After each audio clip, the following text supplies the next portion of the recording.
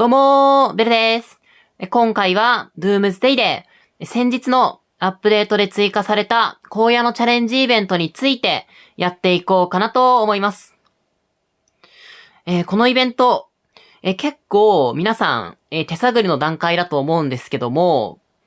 多分多くの方がこれだいぶ解約されてないかと、疑問に思われたと思うんですけども、それって、半分正解で、半分ちょっと違うんですよ。これ、舞台スキンチケットの入手という面で見ると、かなり、解約されてしまいました。ただ、副産物という面で見ると、そこまで悪くなかったりします。なので、今回は、そのあたりの話だったり、そもそも、じゃあこのイベントって、じゃあ前までの、舞台スキーイベントだったり、伝説のハンターと比べて、何が変わったのっていう、ところや、効率よく、進めるための攻略について、お話ししていこうかなと思います。で、まず、これまでの舞台スキンイベントって、ランキング報酬や交換ショップで舞台スキンチケット、それを直接入手できたじゃないですか。ただ、今回のイベントからは、直接入手することができなくなりました。こちらの、伝説のハンター、偉大なる蘇生、そして疫病発生。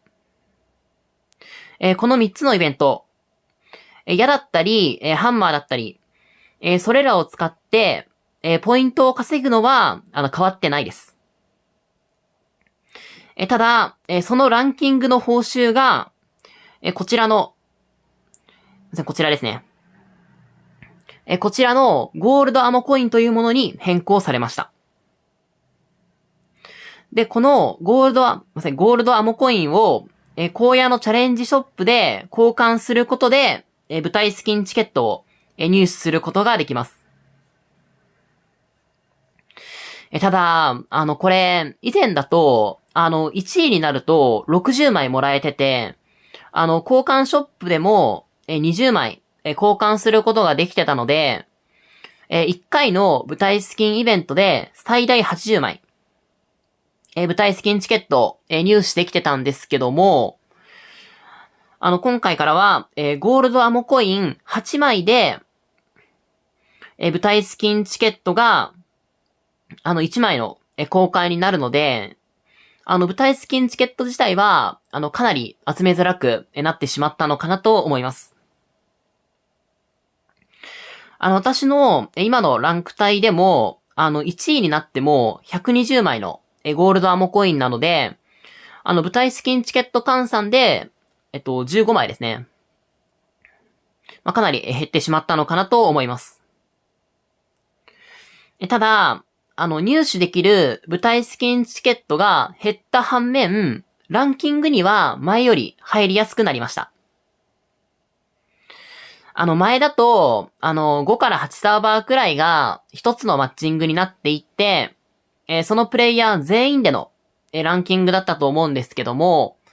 今回からは、かなり細分化されるので、で、このマッチングがどう決まっているかなんですけども、こちらは、リーグ制というものが採用されています。初期値として、各 VIP によって、リーグポイントが割り振られてて、VIP 級以下はちょっと調べてないんですけども、VIP10 だと、800ポイントでシルバー1。で、11だと、ゴールド1になって、VIP12 から14はプラチナ。そして、VIP15 で、マスターになるだけの初期レートが与えられています。レートイコールリーグポイントですね。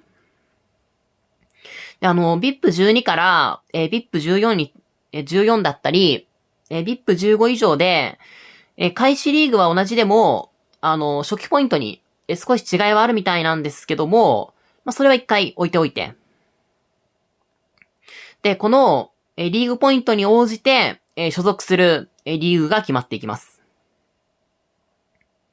で、この、リーグが、上に行けば行くほど、ランキング報酬が良くなっていくんですけども、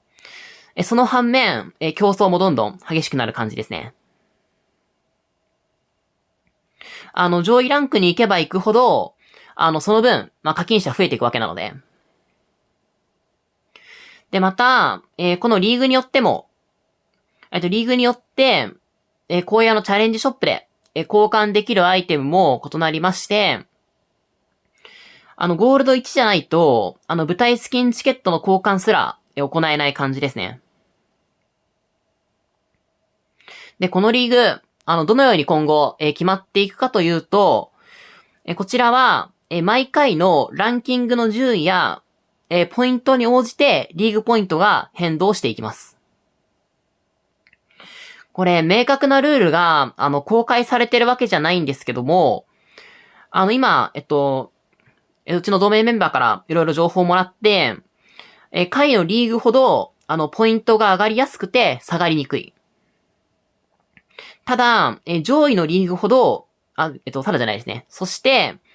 上位のリーグほど、ポイントが上がりづらく、下がりづらい。下がりやすい。こんなイメージです。で、おそらくなんですけども、各リーグごとに、毎回引かれるポイントが、設定されていて、で、それに、順位に基づく、加算ポイントと、その時のアイテム使用数に基づく、加算ポイントが、設定されていって、その差し引きで、リーグポイントが、どれだけ増減されるのか、決まるイメージなのかなと思います。で、この説明文の方に、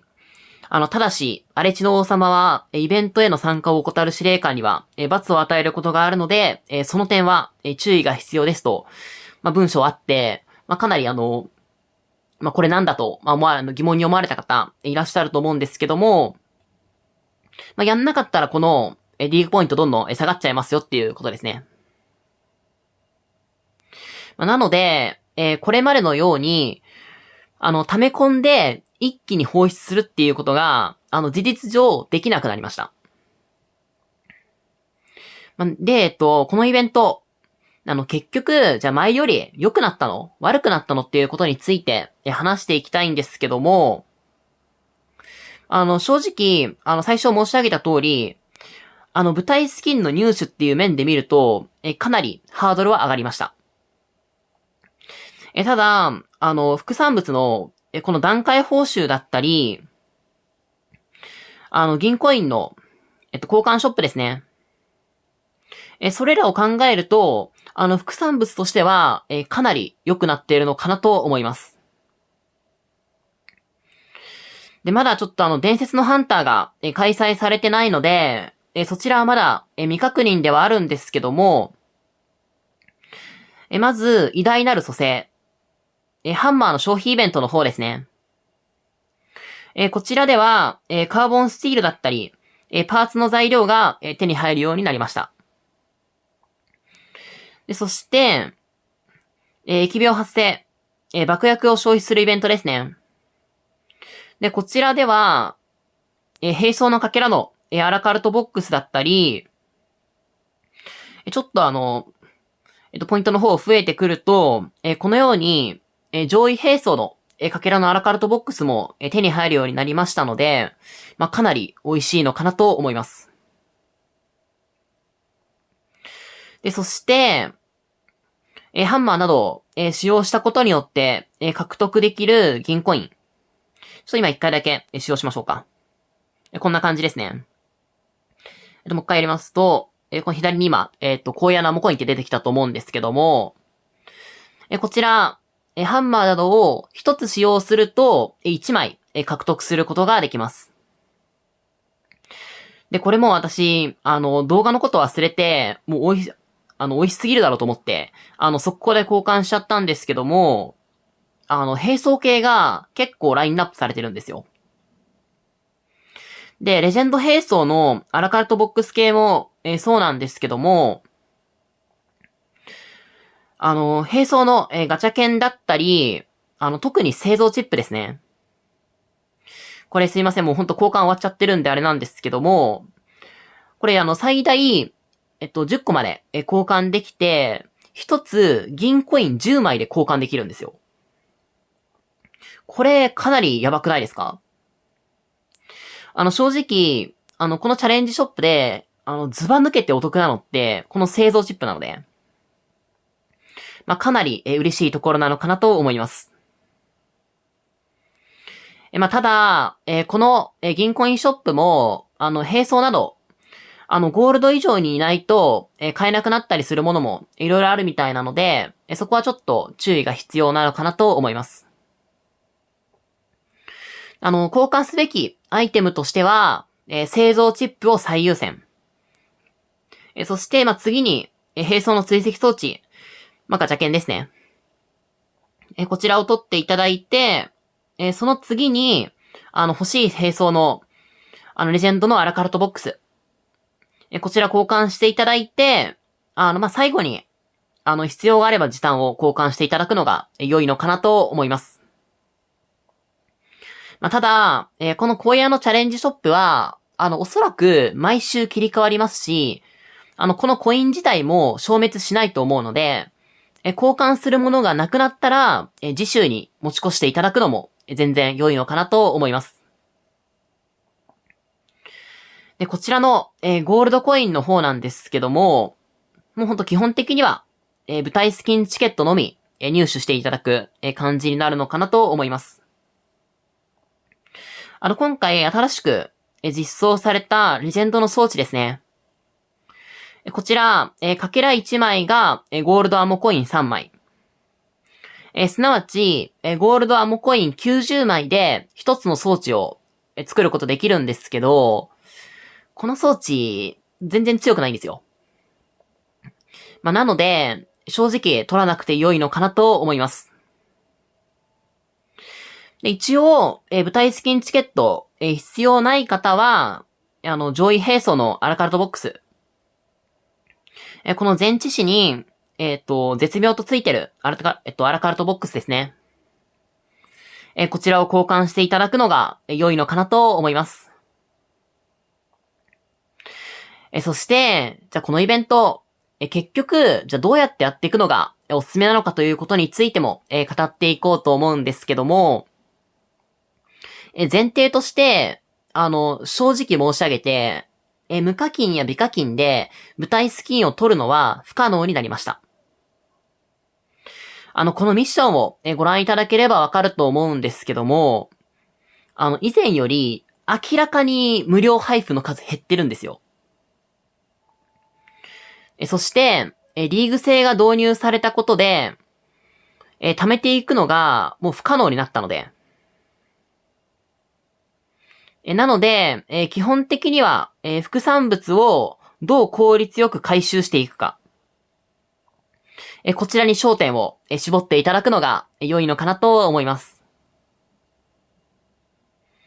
で、今、荒野のチャレンジの副産物で、一番魅力的なのって、先ほどもお伝えしたんですけども、製造チップと並走のガチャ券なんですよ。正確には、製造チップがもうズバ抜けてるんですけども、この2つの交換条件って、リーグがゴールド1以上でいることなんですよね。なので、この交換条件を満たしている方は、なるべくそれ未満に交換しないように、今まで溜め込んでいただいた分を少しずつ消費していただいて、リーグポイントを維持しつつ、銀コインを稼いでいく。そして、製造チップを毎週最優先で交換していただいて、余裕があれば、並走のガチャ券だったりと交換していく。こちらが正直、一番いい運用方法なのかなと思います。また、トップ司令官でのポイントにもなりますので、トップ司令官で欲しいヒーローがいる時だったり、段階報酬の達成が難しい時に、やっていくのも良いのかなと思います。で、また、舞台スキンが欲しい場合なんですけども、大前提として、これ、取りに行く前に、かなり余裕を持って予算を確保しておきましょこのリーグ制がある以上、元々のランクが高いんだったら大丈夫なんですけど、そうじゃない場合は、まずはリーグを上げていくところから、上げていくところからスタートしなくてはなりません。そして、なるべくトップ3に入っていただいて、最低でもダイヤモンド。もしくはマスターリーグ以上まで上げていって、そこから一気に課金して、1位をもう全力で取りに行っていただくのが良いのかなと思います。で、その1位を全力で取りに行くのを何回か繰り返す必要がありますね。下位リーグで獲得できるゴールドアモコインってかなり少ないので、本気で取りに行くんだったら、高いリーグで1位を複数回取る必要があります。ただ、それって、正直、めちゃめちゃ大変なんですよね。なので、正直、もう舞台スキンを無理に狙いに行くのはお勧めできないです。同じ額を並走に使った方が、もうはるかに強くなるので。ただ、最近は、課金イベントで、18万ジェムほど、課金すると、舞台スキンがもらえるイベント。サンタさんは私取んなかったんですけど、サンタさんだったり、ドラゴンですね。これらが出てきたので、良さそうなスキンがあれば、そちらを頑張っていただいた方が、もう値段的に言うと7分の1とか、もう10分の1とかで、舞台スキン取っていくことができますので、まずはそちらを検討していただくのが良いのかなと思います。またこれはあまり私も大きな声で話したくはないことなんですけど、じゃあ仮に、何十万かかっても、どうしても欲しい舞台スキンがあるからといって、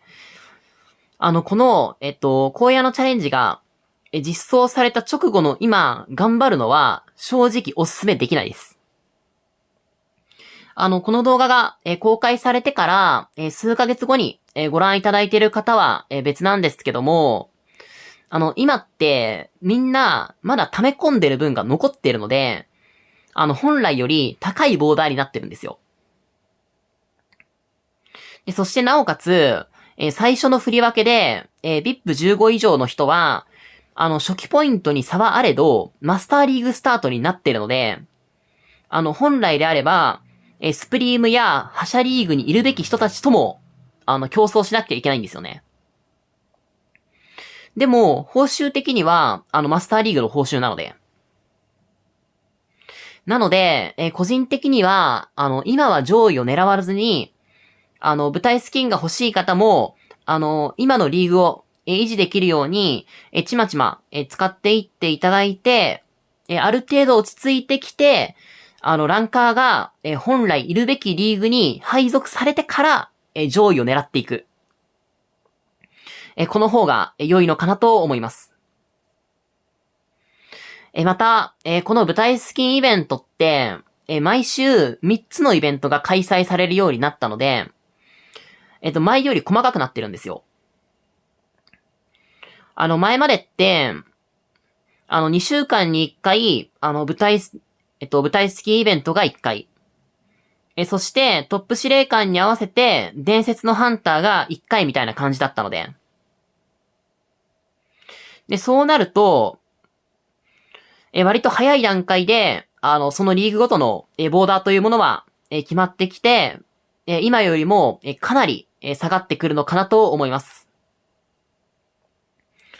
かなり、賛否両論ある、この荒野のリーグだと思うんですけども、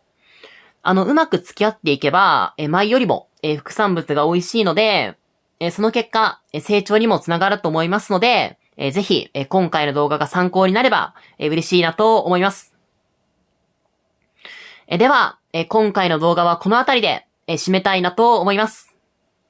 最後までご視聴いただきありがとうございました。次回は、KOF コラボイベントの、解説をやっていこうと思いますので、ぜひそちらも、ご視聴いただけると嬉しいなと思います。では、バイバーイ。